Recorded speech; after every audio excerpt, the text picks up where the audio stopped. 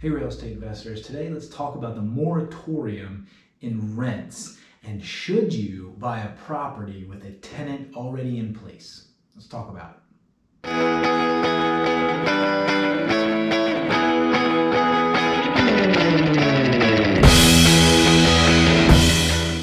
Hey real estate investors, this is a big decision when you're looking at having a tenant who's already in place and the landlord's trying to sell the property. Is it smart to buy it with the tenant in place? And is it wise to even consider doing so? And so there's a couple things which you want to look at when you're looking at an existing rental with an existing tenant in place. Why are they selling?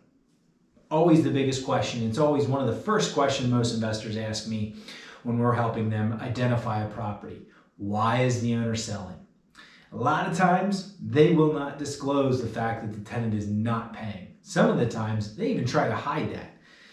So what we try to do is we try to make sure that we have some sort of history, background of the tenant paying. So with that also being said, it is also vitally important to make sure that there isn't some sort of moratorium. So this is a really big factor here. CDC came out with guidelines stating that you can't kick somebody out over this COVID period of time. Now we are through most of this, and I would say sometime between now and June or July, they'll supposedly have all the vaccines out, open to everybody, and you should be able to have a vaccine, so there shouldn't be an excuse anymore. So they say. Rules are always changing, right, wrong, or indifferent, they just are. And so one of the things that we notice in certain areas are you're going to have more of a pattern or see more non-paying tenants. So what we've seen in this case, pretty bad is Philadelphia and Harrisburg, inside the city limits. Now, a lot of times what we've seen, it really depends on the judge, the district magistrate, who oversees the hearings when it comes to a landlord-tenant dispute. So with that being said, what is that local district magistrate within that area? How are they handling any landlord-tenant complaints within Pennsylvania? Now, Philadelphia is interesting in itself because it is actually a separate district magistrate from the state of Pennsylvania. So they have their own court system and way to handle things. A lot of times you have to actually get an attorney involved to do the hearings, and so you need to have that attorney file the right paperwork, do the hearing, and do everything properly. So that obviously costs money when it comes to a landlord-tenant dispute. So in the rest of the state of Pennsylvania, you can have your property manager do that on your behalf if you have a property manager, or you as the landlord can do it yourself. Now, it's a pretty easy form to fill out, landlord-tenant complaint, within the standard state of Pennsylvania.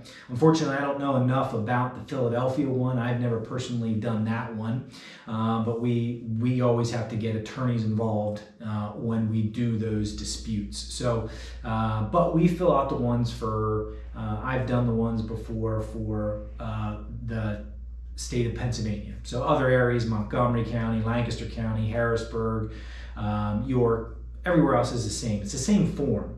You got to fill it out, correctly, and you got to send it into your district magistrate where that property is identified into.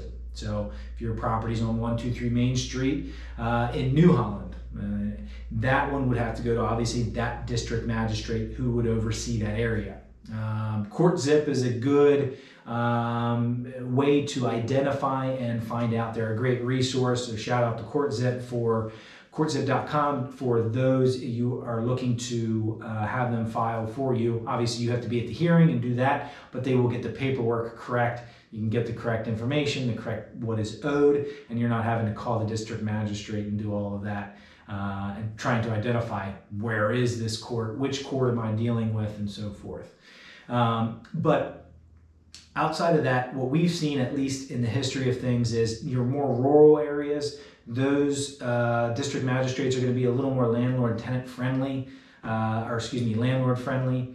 And those who are maybe within city limits, Harrisburg for being an example, most of those district magistrates Right, wrong, or indifferent. I'm not saying anything there. I'm just saying that what they're going to be is a little more tenant friendly, because they've seen enough where landlords are slumlords and they don't clean up after their properties and they cause problems, and there's an issue there. So they've seen some bad things, and so they tend to be more friendly as far as being lenient for the tenant. Right, wrong, or indifferent. Each situation is different, and that's just how it is. But know when you're getting into it, purchasing a property for the first time, how is the tenant's rental history? What is it? How are they doing it? How are they handling it? And so basically this is vitally important.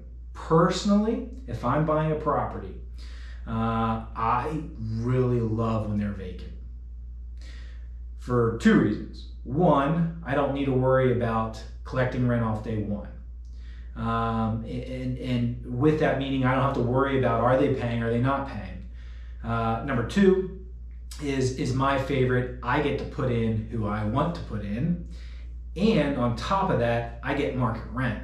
So whatever the market rent is at that point, I can know I can get it. So a lot of times what we've seen you see some investors that are been in it a long time, they're just unloading the properties, they're tired of dealing with it, headaches probably maybe for them. And so the tenant may have been there for 5 years and they never raised the rent, period. And so we're obviously in a time of inflation, with rents increasing, with purchase prices increasing. So with that being said, I highly love when they're empty. So if you can find a property that's empty, I'll do it. I'll make any repairs I need to make repairs to. I'll get it done, get it rent ready, and then I will throw that up for market rent and know that I'm screening the tenant right, getting a good quality tenant in there, that just makes the situation a lot better. So personally, I recommend get the property empty. If there's a tenant in, no problem. Figure out why. Are they paying on time? Make sure that they're providing some sort of rental history, whether that be clear checks, whether that be if the property manager has a accounting system that they can give you a spreadsheet on the property. So there's different ways you can go about that. But I highly recommend doing your homework, making sure you get the right information, and you should be good. So it is definitely an interesting time right now with COVID and moratoriums and everything. So it's just a matter of making sure you know how you handle it. Again, right, wrong, or indifferent, whether somebody's paying or not paying, because this is their livelihood. It's important to know what's going on as you purchase properties. So hopefully you guys appreciate this video.